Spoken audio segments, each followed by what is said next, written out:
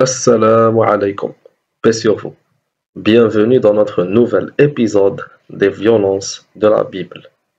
Aujourd'hui, nous allons parler de la femme de bonne figure. La Torah parle de cela dans le Deutéronome, chapitre 21.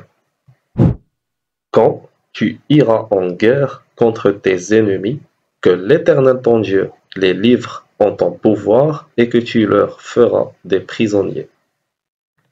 Si tu remarques dans cette prise une femme de belle figure, qu'elle te plaise et que tu veuilles la prendre pour épouse, tu l'emmèneras d'abord dans ta maison, elle se rasera la tête et se coupera les ongles, se dépouillera de son vêtement de captive, demeurera dans ta maison et pleurera son père et sa mère, un mois entier.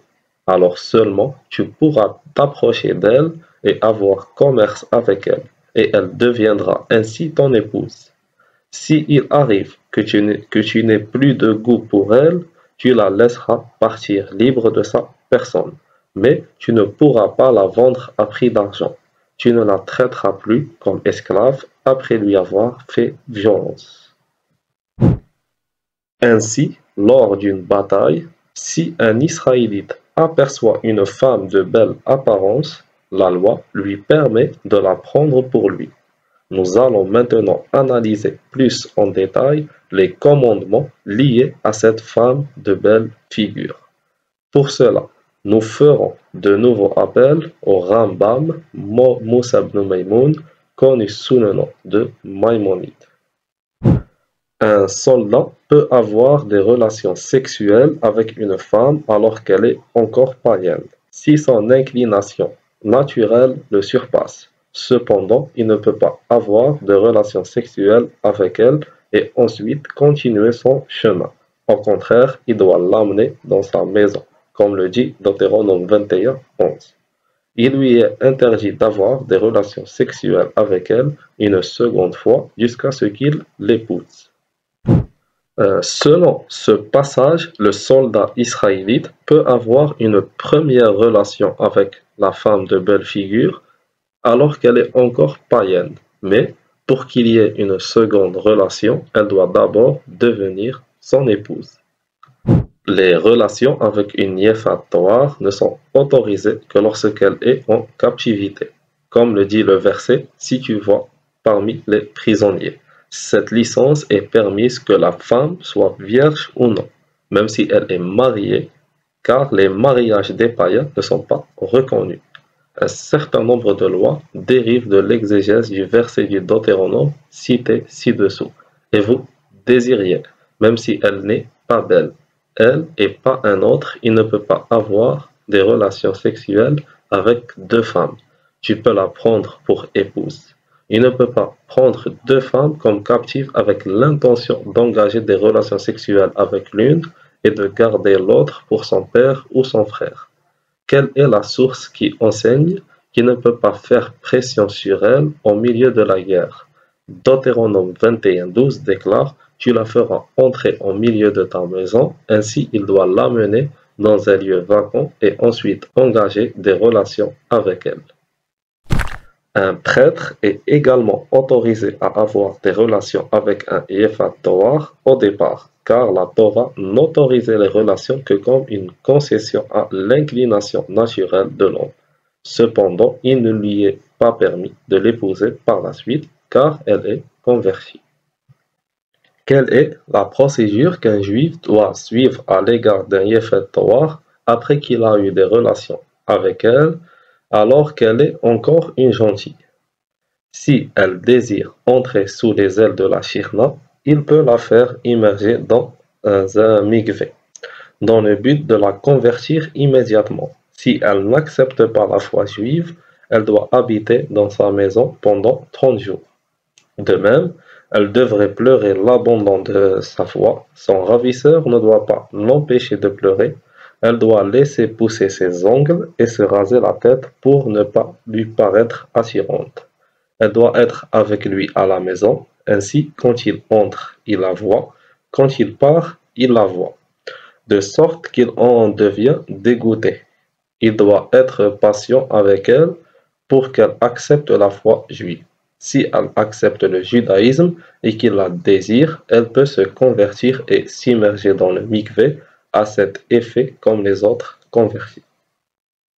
Un ravisseur doit attendre 3 mois avant d'épouser sa captive, le mois de deuil et les 2 mois qui suivent.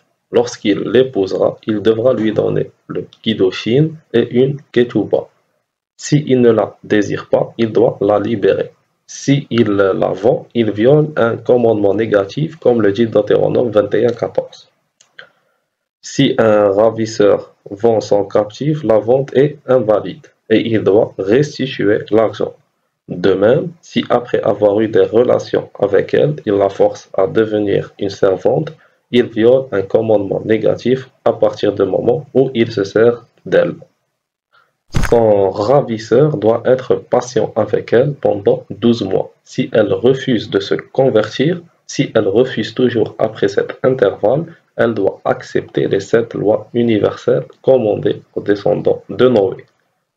Puis, elle est libérée. Son statut est le même que celui de tous les autres étrangers résidents.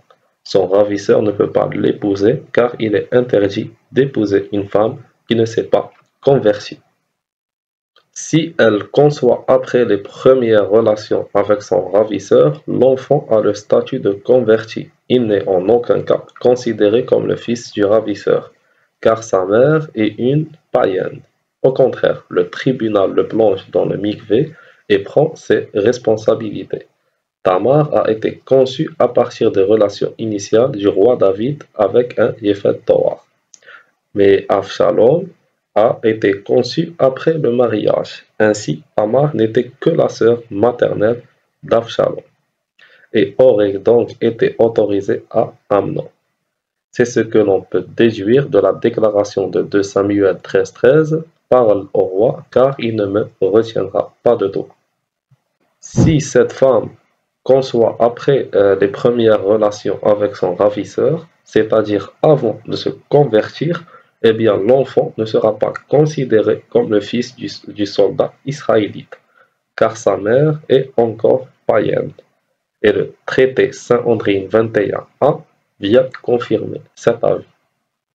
Un Yefat Toar qui ne désire pas abandonner l'idolâtrie après 12 mois doit être exécuté. De même, un traité ne peut être conclu avec une ville qui désire accepter un règlement pacifique tant qu'elle n'a pas renié le culte des idoles, détruit ces lieux de culte et accepté les 7 lois universelles commandées aux descendants de Noé. Car tout païen qui n'accepte pas ces commandements doit être exécuté, si il est sous notre autorité incontestée. Donc, après 12 mois, si elle refuse toujours d'accepter les 7 lois noachiques et de renoncer à l'idolâtrie, selon Maïmonide, la femme de belle figure doit être exécutée. Pour finir, rappelons que le sujet des captifs de guerre est l'un des thèmes les plus utilisés pour critiquer l'islam, même si ces critiques déforment largement la réalité de ce que prévoit l'islam à ce sujet. Ce qui est surprenant, c'est que d'autres religions ne subissent pas la même campagne de diabolisation pour le même sujet. Plus étonnant encore, certains des gens du livre qui croient pourtant au texte que nous venons de voir se permettent de critiquer l'islam sur ce point. Mais la vérité finira par éclater, Inch'Allah. صمتين هان صمت هان يا روحي